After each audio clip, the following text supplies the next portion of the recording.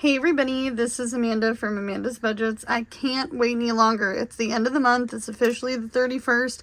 Can't wait. I know in my next video I'm going to say that I'm not going to disclose the secret, but I can't wait. I can't wait any longer. So, I'm excited, you guys, because I literally have a whole new binder that I'm working on that is something that I can do as a positive on a regular basis. And you're probably wondering, what in the heck is she talking about? Well, let me get into it. So, because I can't wait any longer and I have to tell you guys the good news, this $10 right here is going to be the most important $10 to start with. We are starting a new month. In the month of September, we have my youngest kid going back to school. My oldest kid is starting a super fun program. It's robot related. He's going to build and race and compete robots, which is exciting. That he makes, right, in this club. It's after school, so it is a program that he's never done before. If you guys don't know, my oldest kid is on the spectrum, and he needs extra social. So, he called me talking a mile a minute. However, that's not the big news. The big news is that we are going to be doing gig working so much differently now because things have changed. Things have changed in this household. Things have changed in the budget. We have a lot of changes coming up in September that I haven't even began. I don't know why I'm opening that yet. That I haven't even began to talk about. We did find out that we are getting new owners for the mobile home park that I live in.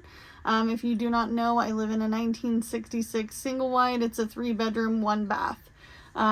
We have been long awaiting to hear who these people are, want to meet them, all the things.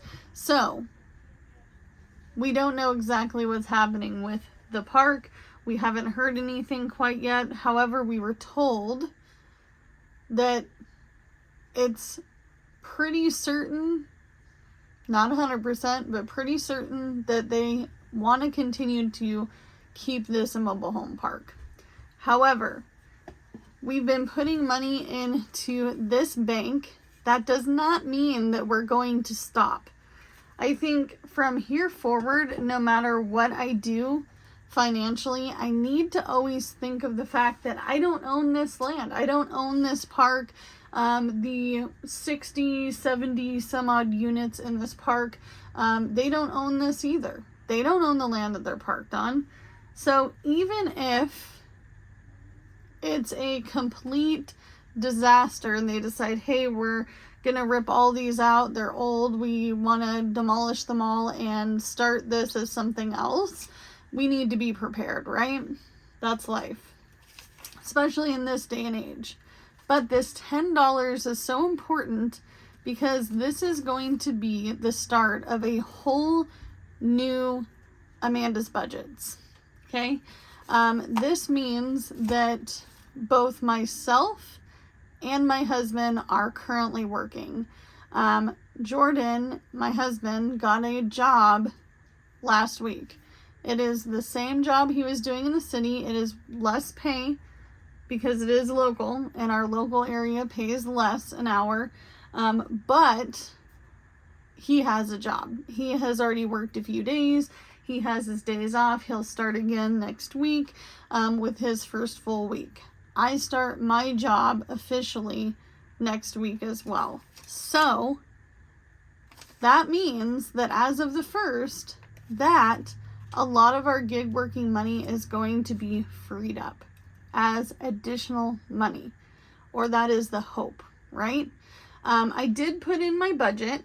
If you didn't see my budget with me, I did put in my budget $300 every 2 weeks for specifically gig working money going to our bills. However, I have plenty of time in the day, at some point between the time I wake up and the time I get off and I'm done for the day, I'm going to be gig working. I'm not giving up on gig working. Gig working to me is absolutely super duper important. It has been the many ways out of a lot of bad financial situations. And I have to be really honest with you guys. If you have been watching my channel for quite some time, then you know that I bought this manufactured home, this single wide, for $5,000 cash. But I wasn't truthful about something that I think is really important. And that is, if I hadn't been gig working while I was working at the pizza job and I was the GM and my husband was a driver, if I hadn't been gig working before I went to go open the store, we wouldn't have been able to have the money for this house. Truthfully, gig working has always been a pretty consistent job for us. A lot of people don't see it as a job, but I want to know, what's the difference to you in your mind between an Uber and a Lyft driver and a taxi? Nothing. Nothing is different. So I have to reorganize this before I go over exactly what I'm going to do. So essentially, I am going to be doing gig working as many days of the week as I can. I do not know what my schedule is going to be like to the fullest. However, I do know the next probably 5 days worth of a schedule. So with this $10, I am going to add it in to my Sunday as front loading money. Probably going, what in the hell is she talking about? What is she talking about? Tomorrow's Sunday. Tomorrow is the 1st. I need $10 to have for gas. Okay? So I am out of gig working gas money. I calculate my gas based off how far am I going to go to work, how long am I going to go out, and I base it off of previous month. Okay? I know it sounds silly, but I'm very much so a tracker thinker. So I kind of already know what things are going to look like. We are going in to the last half of a holiday weekend. It is Labor Day weekend. It does not necessarily mean that people aren't here because I do live in a travel destination area. Does that mean that it's going to be chock full of people who want to take an Uber or a Lyft or get DoorDash or Uber Eats? Not necessarily. But I have better chances with figuring out what I can make within a week doing it by this method rather than me doing all the thinking and preparing and the analyzing and the what did I do last year compared to what I'm doing this year, because this year is so different, you guys. I can't even tell you that it's even similar 2 years before, because we're dealing with inflation, we're dealing with people with layoffs, we're dealing with hour cuts, we're dealing with people that don't have as much to spend. I can tell you right now, at the end of the month in this tiny town, it's a ghost town.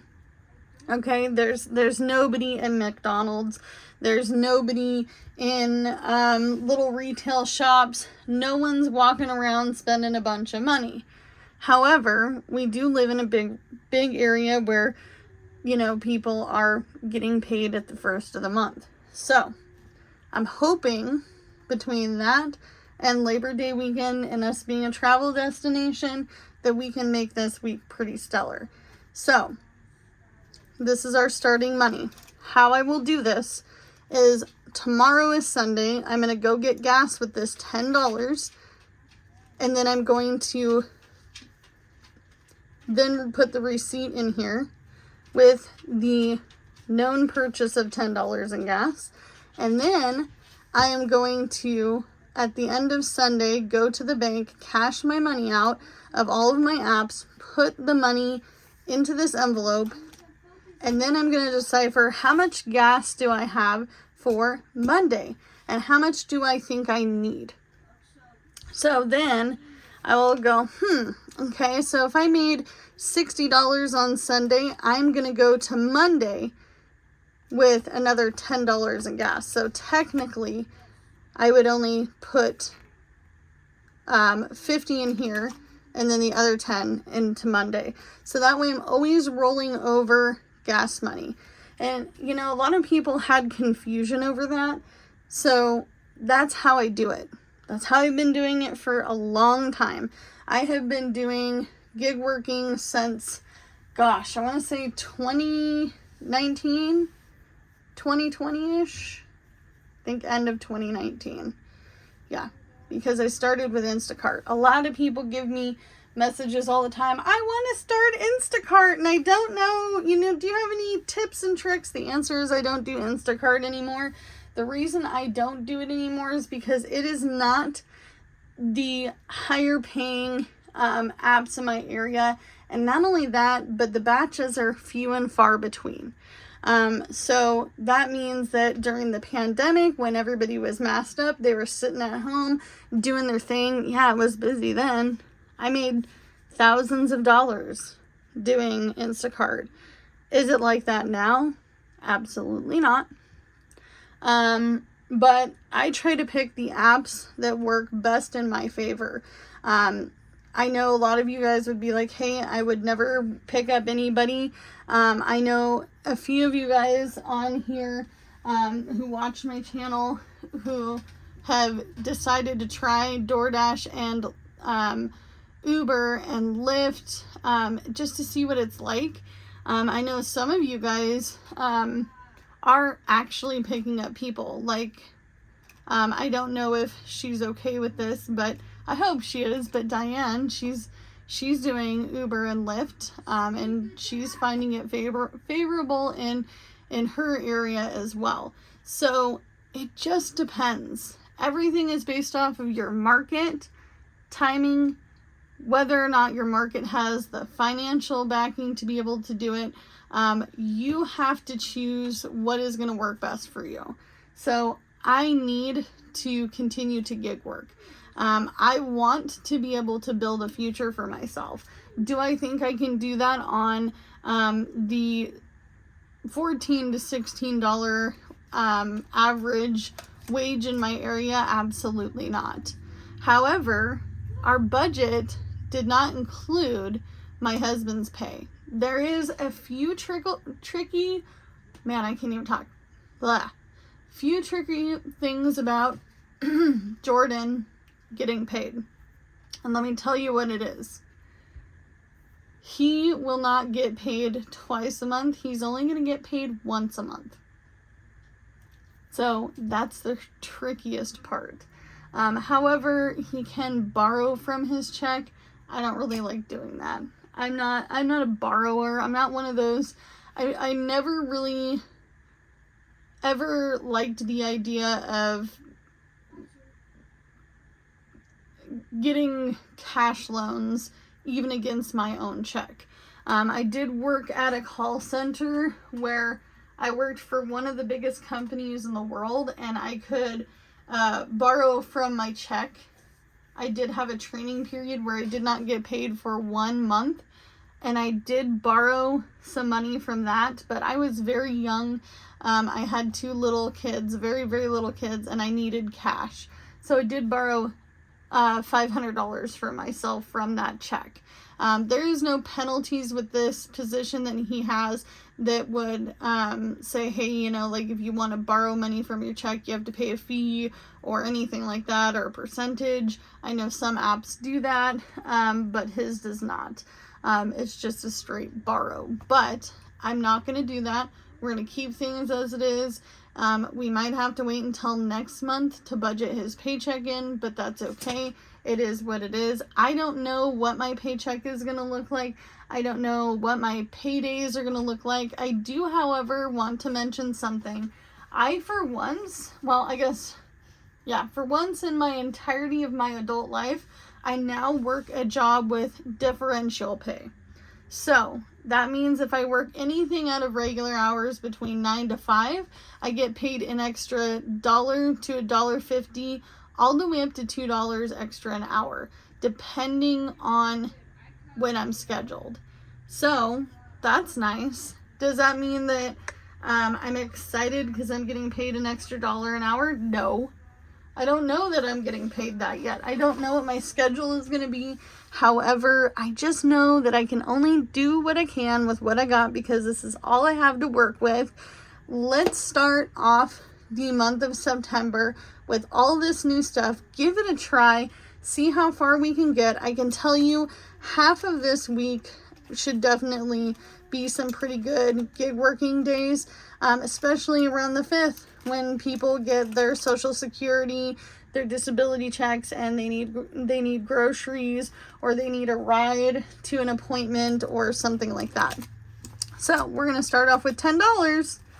This is our gas money, and we're going to see what we can make on Sunday to flip it into more gas on Monday. I try really, you guys, to only keep, I really only try to put $10 to $20 in gas a day, especially because my market is very small and the area I'm working in is pretty darn close proximity from location to wherever person wants to go, or location to whatever their food needs are and they want it delivered. So do what you can with what you got, and I'll see you guys in the next one. Bye, guys.